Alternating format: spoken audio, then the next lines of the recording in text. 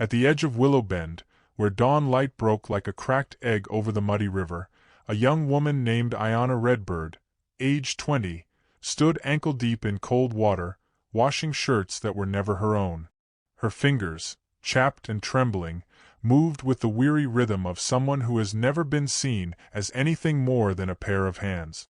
The air carried the soft scent of wet earth and wood smoke, but beneath that lingered the whisper of her mother's old lullaby, a tune Ayanna still hummed instinctively, as though the wind itself remembered the woman who once sang it.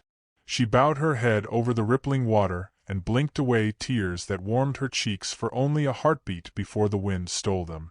And still, she kept washing, as though the river might carry her sorrow somewhere she could not follow, yet a strange, unsettled feeling pulsed beneath her ribs, as if this morning was not entirely her own anymore. A wagon clattered by on the road above her, and two women from town leaned out to gawk. One smirked. "Sad thing, ain't she? No man in this world would ever choose a girl like her." They didn't whisper, they wanted her to hear. Another woman chuckled and shook out a handkerchief, letting it fall near the riverbank where Ayanna would have to fetch it. Washerwoman or not, she needs to remember her place. Alone is where she'll stay. Their laughter faded into the distance, but the sting of their words clung to her skin like icy water. Ayanna bent down to retrieve the fallen cloth, though her hands trembled so violently she nearly dropped it again. Something inside her sagged, something that had been fragile for far too long. She pressed the damp cloth to her chest as though trying to quiet her aching heart, and for a moment she considered staying curled there on the riverbank until the world stopped noticing she existed. But a strange prickling rose at the back of her neck, like someone watching her, not with cruelty, but with quiet curiosity. She gathered the laundry and walked through the dusty main street, ignoring stares that followed her like shadows. A drunken ranch hand leaned against a post and sneered, "There goes the girl no man wants." His words struck her like thrown stones. She slipped behind the general store, folding in on herself, gripping the small beaded necklace her parents had once given her, the only thing she still owned that felt like love. "I'm trying," she whispered to it, though she did not know what she meant. Perhaps trying not to break. Perhaps trying to believe she still mattered at all. The wind swirled around her, lifting faint dust from the ground as if urging her to keep going. She inhaled shakily and stepped back into the street, just as the thundering hooves of a black stallion echoed across the town. Colton Hayes, age 30, rode in beneath the rising sun, dust trailing behind him like the tail of a comet. Tall, broad-shouldered, with a steady gaze that made even grown men stand straighter, he cut the figure of a cowboy whose life had been shaped by wind, work, and long, lonely miles. People nodded respectfully as he passed. Colton Hayes was not merely wealthy. He was known for fairness, kindness, and a quiet strength that did not need proving.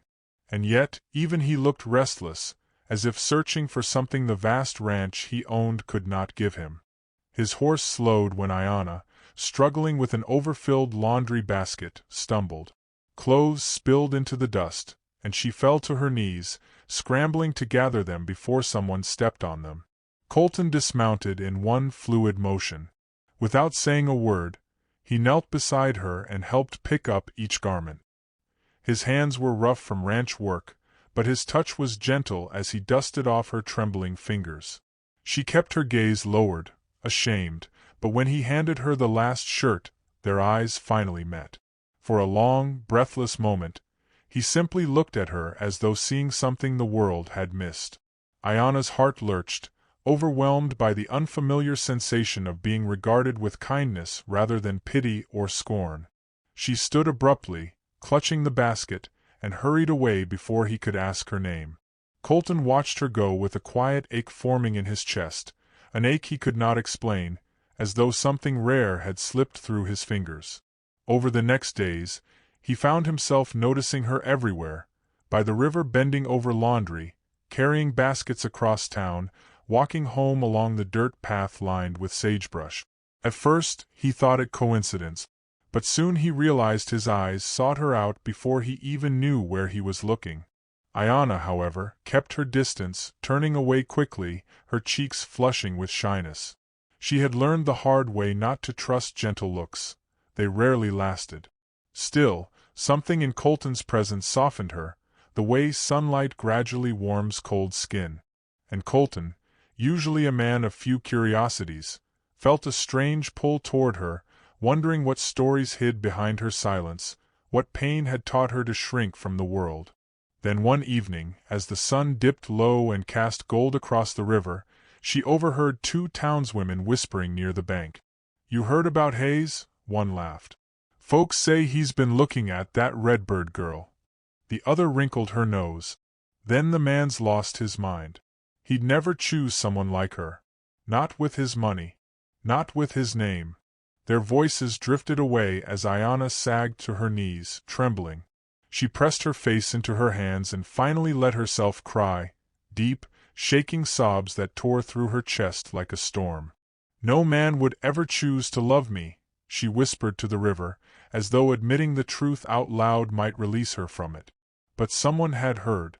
Colton stepped out from behind a cypress tree, worry carved into every line of his face.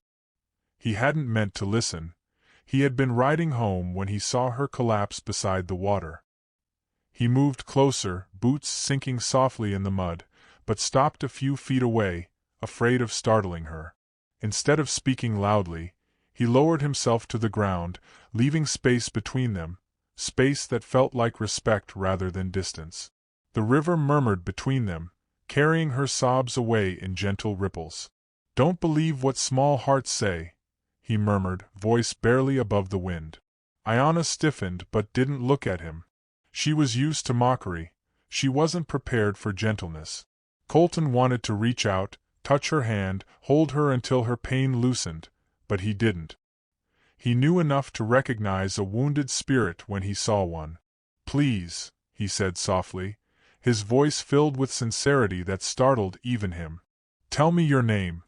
She stood slowly, wiping her face with unsteady fingers. For a moment she considered running. She was good at disappearing. But something in his voice, something warm and genuine, anchored her feet. "Ayana," she whispered. Then she fled into the dusk, leaving him staring after her as though she had stolen something vital from him merely by speaking her name. Days grew into weeks, and their bond formed through small, tender gestures rather than grand declarations. One morning, Ayana found a bar of fresh soap near the riverbank, unscented, wrapped in clean linen. She knew, without needing to ask, that it had been left by Colton.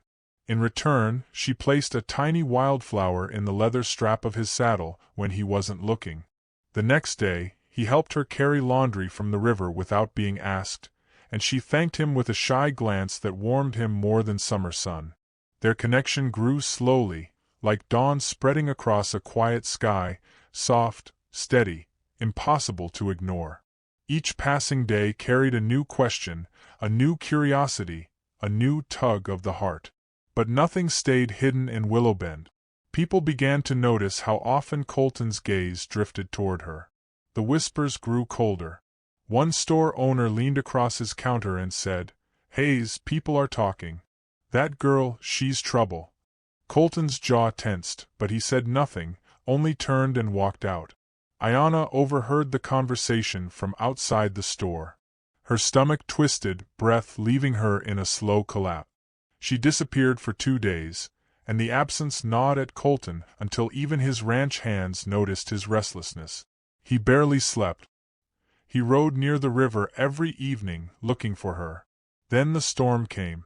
Thunder rolled in like a wounded beast, and rain slashed across the land. Colton rode through the tempest to Ayana's small mud-brick shelter and found her huddled near the doorway, drenched, her hair clinging to her face. She was crying again, silently, painfully. "Ayana," he called over the storm, dismounting quickly. She flinched as though expecting ridicule. "Don't," he said gently, stepping toward her. "Don't hide from me." She shook her head, tears mixing with rain. "Everyone laughs when you look at me. They say you," her voice broke. "They say you could never choose someone like me." Colton felt something inside him crack, a quiet fury at the cruelty she had endured. He reached out and lifted her chin with trembling fingers. Rain poured over them both, but neither moved. "Ayana," his voice was rough, heavy with emotion. "I don't see what they see. I see the woman who made a hardened cowboy hope again." Her breath hitched. For the first time in her life, she felt seen, not as a burden, not as a servant, but as a woman worthy of gentleness. She collapsed into his arms, sobbing into his soaked shirt, and he held her as thunder trembled overhead. The world was chaos around them, yet his embrace felt like shelter. The next morning, before the mud had even dried from the storm, Colton rode into town and called for everyone to gather. People spilled from stores and saloons, confused.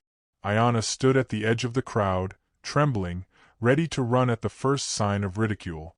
Colton scanned the faces until he found her. Then, without hesitation, he spoke loudly enough for all to hear. "I choose Ayana Redbird," he declared. "And I intend to make her my wife." Gasps rippled through the crowd like a sudden wind. Some sneered. Some whispered. Ayana covered her mouth, dizzy with disbelief. She waited for someone to stop him, to tell him he was being foolish. But Colton stepped toward her, eyes full of steadfast devotion. And though her knees shook beneath her, she did not run this time. Their wedding was held beneath the sprawling oak tree that overlooked Colton's ranch. Ayana wore a white dress she had sewn by hand, threading delicate native beadwork into the neckline. Her hair fell in soft waves, adorned with the feathers her mother once saved for her. Colton wore a polished black suit, but his eyes never left her, not even for a heartbeat. As the preacher asked if they chose each other, she whispered, "I do," her voice trembling but clear. Colton answered, "I always have," and gently lifted her face to kiss her before everyone. His lips were warm, steady, full of reverence. She melted against him as though finding her place in the world for the first time. The two began to dance under the vast western sky, her head against his chest, his arms wrapped around her with fierce tenderness, as murmurs of surprise softened into reluctant awe. Their married life unfolded with quiet joy. Ayana planted flowers around the ranch, humming gently as she worked. Colton often paused whatever he was doing just to watch her, her laughter, her grace, the way sunlight warmed her cheeks. He taught her to ride, and she clung to him at first, squealing as the horse trotted forward, until her laughter echoed across the fields. In the evenings, they cooked together, bumping shoulders by the stove, stealing shy kisses whenever their hands brushed. At night they lay beneath the stars, and Colton traced her jaw with soft, reverent fingers, marveling at the miracle of having found her. Ayana, once invisible to the world, now felt cherished beyond measure. But wounds leave shadows. One afternoon, she overheard town women gossiping near the market. "She may have married him, but she'll never be one of us," one said. The old fear pressed cold fingers around Ayana's heart. She walked home with her hands trembling, wondering if Colton regretted choosing someone the world still judged. That night, she sat on the porch alone, tears slipping quietly down her face. Colton found her there beneath the lantern glow and knelt in front of her, taking her hands gently. "Ayana, look at me." She lifted her tear-wet eyes, and his heart broke at the sight. "I didn't choose you to make a point," he whispered. "I chose you because my heart found its home in yours." Her breath faltered. He pulled her onto his lap, holding her close until her tears softened and the stars blurred into morning light. The next day they rode across golden fields, her hair streaming behind her, her laughter dancing on the wind. And the story, told years later by an old soul, reminded every listener of a truth too easily forgotten, that sometimes the world convinces you you're unlovable, unworthy, unseen. But one honest heart, one gentle soul, can rewrite your entire fate. Love does not choose the flawless. It chooses the brave, the kind, the ones who keep going even when the world insists they shouldn't. And somewhere, perhaps nearer than you expect, someone is already searching for the courage to choose you and hold on forever.